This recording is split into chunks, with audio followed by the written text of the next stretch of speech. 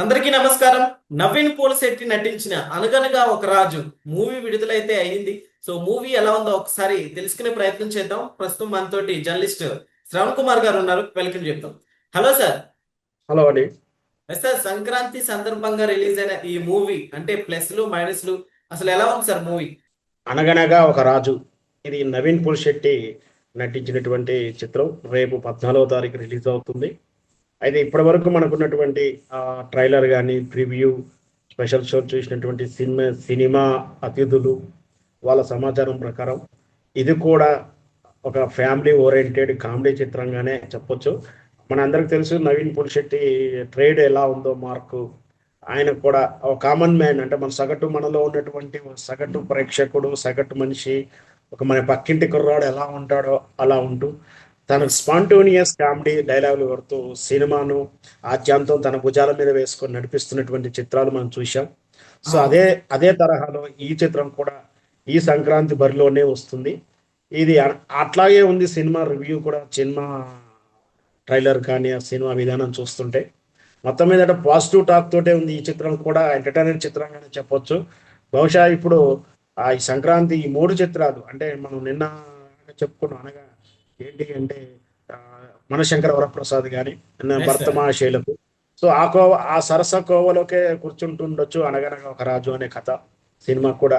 అంటే family oriented, సంక్రాంతికి అల్లుడు ఆ పల్లెటూరికి వస్తే దాన్ని చేసేటువంటి ఆ సంఘర్షణలు ఇవంతి, ఆ పల్లెటూరు వాతావరణం, సో ఆ ఫ్యామిలీ డ్రామా ఇదంతా కూడా ఈ చిత్రం తాలూ కథాంశంగా కనిపిస్తుంది.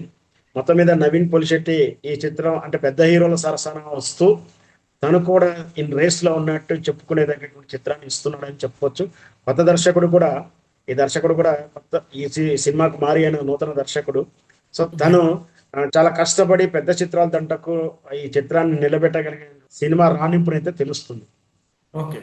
సో ఇది కూడా మనం ఫ్యామిలీ ఎంటర్టైన్మెంట్ గా చూసుకోవచ్చా సార్? ఎందుకంటే ఇప్పటికే ఆల్రెడీ 2 మూవీస్ కూడా ఫ్యామిలీని ఎంటర్టైన్ చేసే విధంగానే ఉంది. సో ఈ మూవీ ఆ జనర్ లో చూడొచ్చంట.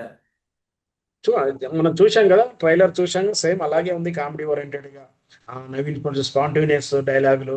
అంటే ట్రైలర్ లో తను ఏదో నోట్ల కట్టని హుండీలో వేసే ప్రయత్నం చేయడం, హుండీ కన్నం చిన్నగా ఉందనడం, అది చిల్లర వేసే వాళ్ళ కోసం అంటే పక్క క్యారెక్టర్ ని చిల్లరగాళ్ళన్నట్టుగా చూపించడం. అంటే స్పాంటేనియస్ కామెడీ అంతా కూడా నవీన్ పొలిశెట్టిది అంతముతాలు చిత్రాలు అలాగే ఉన్నాయి.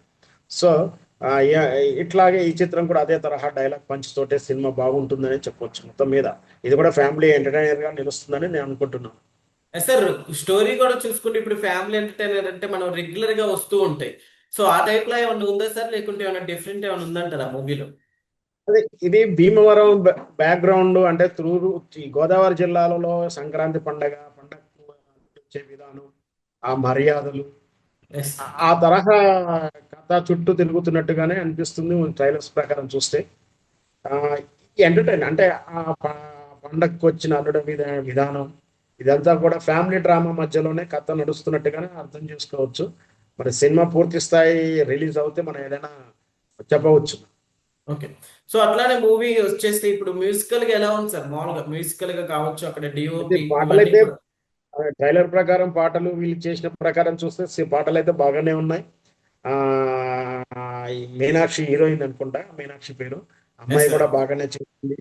ఆ నవీన్ పోలి శెట్టి తన గెటప్, దసరా బుల్లో టైప్ లో మనం ఆ, ఈ భీమవరం అల్లుళ్ళ బ్యాచ్ ఎట్లా ఉంటుందో ఆ రంగు కద్దర రంగాంగీలు, అద్దాలు పెట్టుకొని ఎడ్ల బండి మీద రావడం ఇదంతా కూడా ఆ భీమవరం బుల్లోడు టైపు, ఆ గోదావరి జిల్లాల సంస్కృతిని, ఆ గోదావరి జిల్లా తెలుగువారి సంస్కృతిని. So yes. దాని మధ్య చాలా చిత్రాలు ఇదివరకు వచ్చాయి. పండగ వాతావరణంలో చాలా సినిమాలు వచ్చాయి. సంక్రాంతి కానీ పండుగ చిత్రాలు ఇట్లా రకరకాలుగా వచ్చాయి. సేమ్ ఆ జోనర్ లోనే మళ్ళీ ఆ తరహానే కొత్త తరం చూపించుకుంటూ కామెడీ టచ్ చేసుకుంటూ ఉంటుండొచ్చు. మొత్తం మీద అయితే సినిమా ట్రయల్ అయితే కొంచెం ఎంతో బస్ క్రియేట్ చేసి ఆ, పెద్ద చిత్రాల మధ్యలో నిలబడగలిగినటువంటి స్టెమినాతో ఉంటుండవచ్చు అని మనం చెప్పొచ్చు. సార్, ఇప్పుడు నవీన్ పోలిశెట్టి గారి కంటే చాలా రోజుల తర్వాత అంటే హిట్ లేక ఎన్ని రోజులు సతమతం అవుతున్నాడు అనేది చెప్పాలి సార్. ఈ మూవీతో ఏమైనా హిట్ అయ్యే అవకాశాలు ఉన్నాయి అంటారు? కంబ్యాక్ ఖచ్చితంగా ఇచ్చాడు ఈ అనుకోవచ్చా? నవీన్ పొడిశెట్టి ఎంత సూపర్ డూపర్ హిట్ సినిమాలు లేకున్నా తన తరహా చిత్రాలతోటి, తన మార్కు తోటి సినిమాలు చేస్తూ కంటిన్యూగా సినిమాలు చేస్తున్నటువంటి హీరోలుగానే చూడాలి. నవీన్ పులిశెట్టి, శర్వానంద్ ఈ తరహా ఈ హీరోలు ఎప్పుడు కంటిన్యూగా ఏదో ఒక చిత్రంలో కనిపిస్తున్న ఏదో ఒక తరహా వాళ్ళ ఏదో సబ్జెక్ట్ తోటి సినిమాలు అయితే చేస్తూనే ఉన్నాడు. ఖచ్చితంగా ఇది కూడా పాజిటివ్ రిజల్ట్ తోటి నవీన్ పులిశెట్టికి సంక్రాంతి కానికిస్తుందని నేను అనుకుంటున్నాను.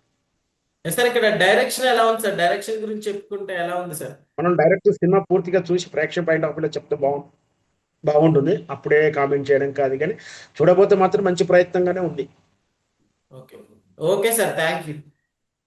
Thank you.